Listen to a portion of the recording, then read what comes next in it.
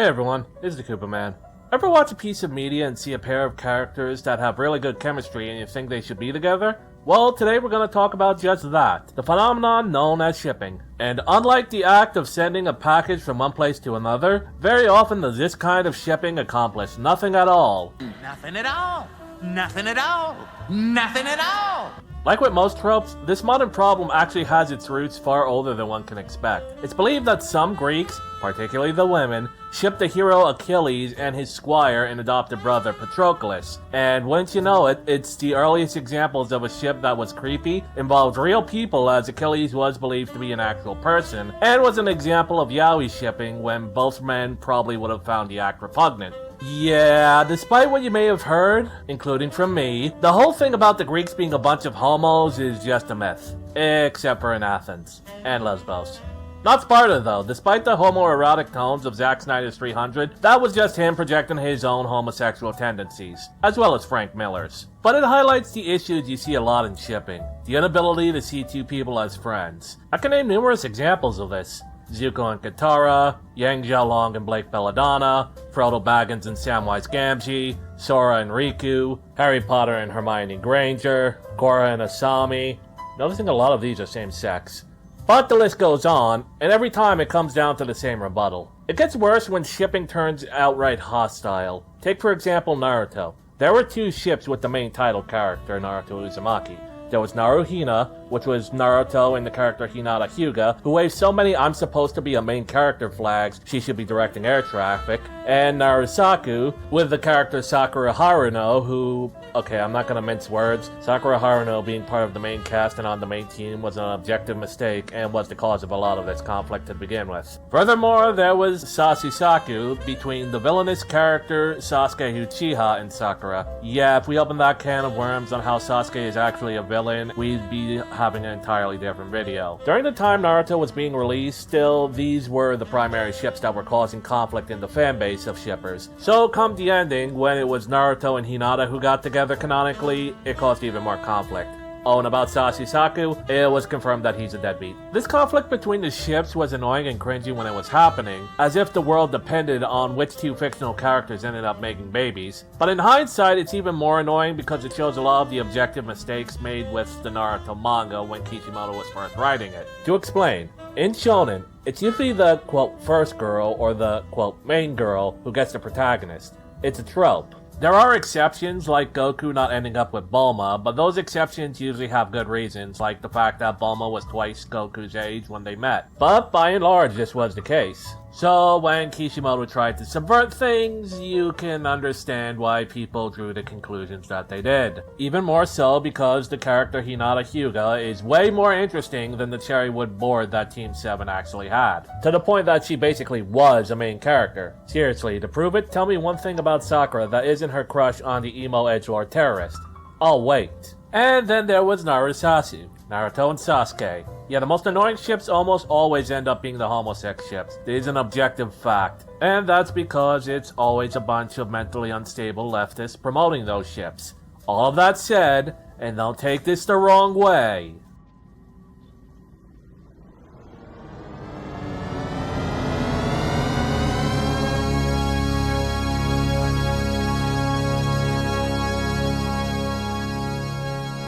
with how Kishimoto wrote his little terrorist Gary stew, I can kinda see where they're coming from. Naruto was obsessed with, quote-unquote, saving Sasuke, as if he didn't always have the traits that screamed school shooter beforehand, and the fact that he kept going deeper and deeper and deeper down the slippery slope didn't help. But this isn't about botched redemption arcs, it's about shipping. Speaking of homosex ships though, another one that's as prevalent as Narusasu, and is just as terminally stupid and annoying, if not more so, is shipping Sora and Riku together from Kingdom Hearts. This is because Sora and Kairi are so obviously supposed to be together it isn't even funny and made very obvious in the first damn game. Heck, even in the intro to the first damn game. Yep, because retarded leftists can't tell the difference between being friends and someone wanting to sleep with them, we get this ship. C.S. Lewis said it best on his book on the Four Loves. Those who cannot conceive friendship as a substantive love, but only as a disguise or elaboration of eros, betray the fact that they have never had a friend. The rest of us know that though we can have erotic love and friendship for the same person, yet in some ways nothing is less like a friendship than a love affair. Lovers are always talking to one another about their love. Friends hardly ever about their friendship.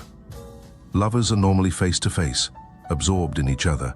Friends, side by side, absorbed in some common interest. Above all, eros, while it lasts, is necessarily between two only. But two, far from being the necessary number for friendship, is not even the best. And the reason for this is important. Lamb says somewhere that if, of three friends, A, B, and C, A should die, then B loses not only A, but A's part in C, while C loses not only A, but A's part in B. In each of my friends there is something that only some other friend can fully bring out. By myself, I am not large enough to call the whole man into activity. I want other lights than my own to show all his facets. Now that Charles is dead, I shall never again see Ronald's reaction to a specifically Caroline joke. Far from having more of Ronald, having him to myself now that Charles is away, I have less of Ronald. Hence true friendship is the least jealous of loves. Two friends delight to be joined by a third, and three by a fourth. If only the newcomer is qualified to become a real friend, they can then say, as the blessed souls say in Dante, "Here comes one who will augment our loves. For in this love to divide is not to take away." The problem with these same-sex ships is they tend to be shipped for one of two reasons.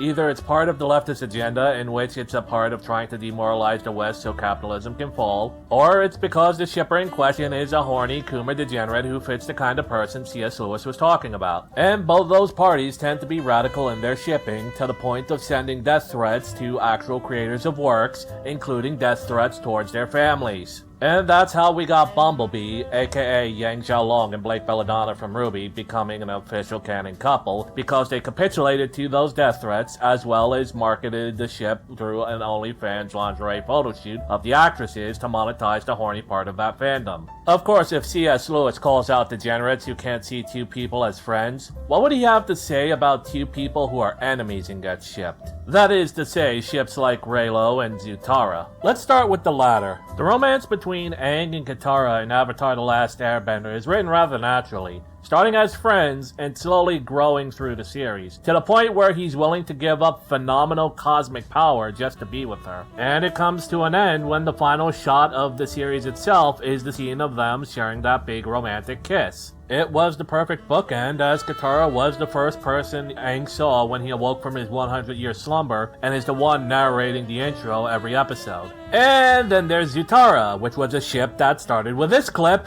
No! Let go of me! I'll save you from the pirates. Cut to commercial. Oh, and for the record, Zuko was the one who hired the pirates to attack her in the first place. Needless to say, Zutara was motivated only by one thing. Horny.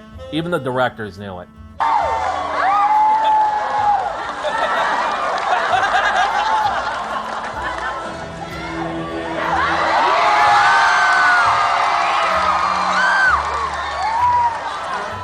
These 3 hours as lovers have been the most thrilling experience of my 113-year life. I would go back and kill the Fire Lord for you. I can't wait until we have lots and lots of babies. Which may or may not include airbenders. I'm a little fuzzy on how all that works. But I want you to teach me. Teach me, my love. You are my destiny. I want to break up with you.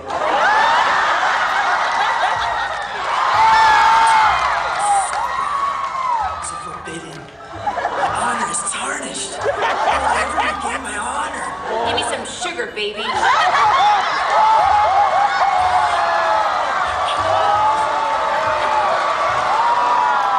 It tastes like the forbidden fruit of the lychee nut. I don't want him to take away my bending.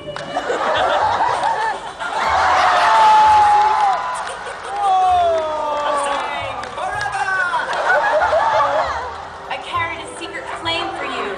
All those long, cold, windy nights fleeing from your hot pursuit on the Baka Baka. Yeah, you told me that one already. You were really hunting me all that time, and not the Avatar? No, actually I was hunting the Avatar. Do you want to make out some more? Okay. Women who think that Zuko and Katara should be together will forever have doomed relationships. Yes, you water crimes.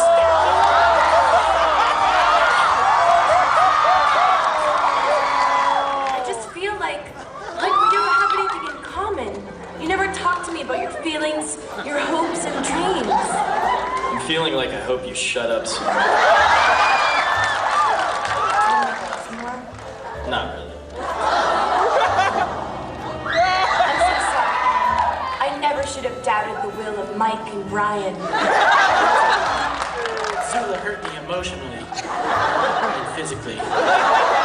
Though it's a shame how far those two have fallen that by the end of Avatar's sequel series, they would end up giving in to those kinds of people they made fun of with this little display here. It should be noted that it's theorized that the reason why Korra and Mako in the sequel series, Legend of Korra, was doomed to fail was specifically to show why Zutara wouldn't work, only for them to fail because not only are Korra and Mako not even remotely like Katara and Zuko outside of aesthetics and sharing a similar heritage, but they also ended up making the canon pairing in the end one that's 110% objectively more toxic. That is the pairing of Korra and Asami. For more reasons why, watch this video about Legend of Korra's after the ending comic Turf Wars. Warning though, ER can be a bit edgy, so he's not to everyone's taste, but he does explain pretty well why the Korra-Asami pairing is toxic. A link to the video with the timestamp where he talks about it is in the description.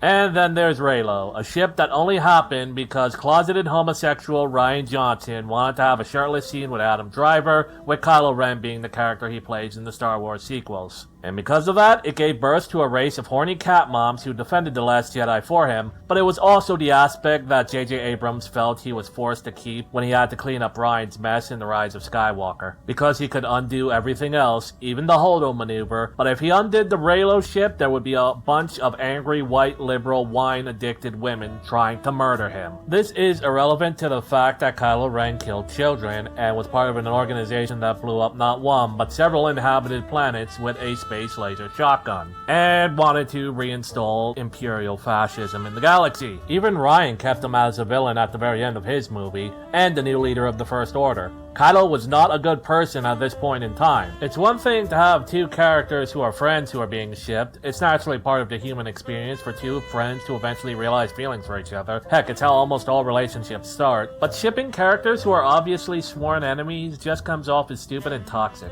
To try to bring this all to a conclusion, there's nothing wrong with shipping in and of itself, only with how people react to their ships, or how people react to shipping in general. Believe it or not, there is an equal and opposite. People who are so against the idea of shipping that they become just as toxic as the toxic shippers themselves. Letting shipping get in the way of a story you're either a fan of or even a story you're creating is not the way to go. Like it or not, people have the right to have stupid opinions, even stupid ships. That isn't to say that they should be sending death threats or anything, and you should always call them out when they do that, but you honestly shouldn't take the interwebs so seriously. Shipping is, like many things, the eggshells you gotta watch out for when you participate in fandoms. Hence why I don't actively participate in fandoms. But that's just my 2 cents. This has been the Koopa Man. If you like this video, leave me a like and subscribe as it helps me with the algorithm.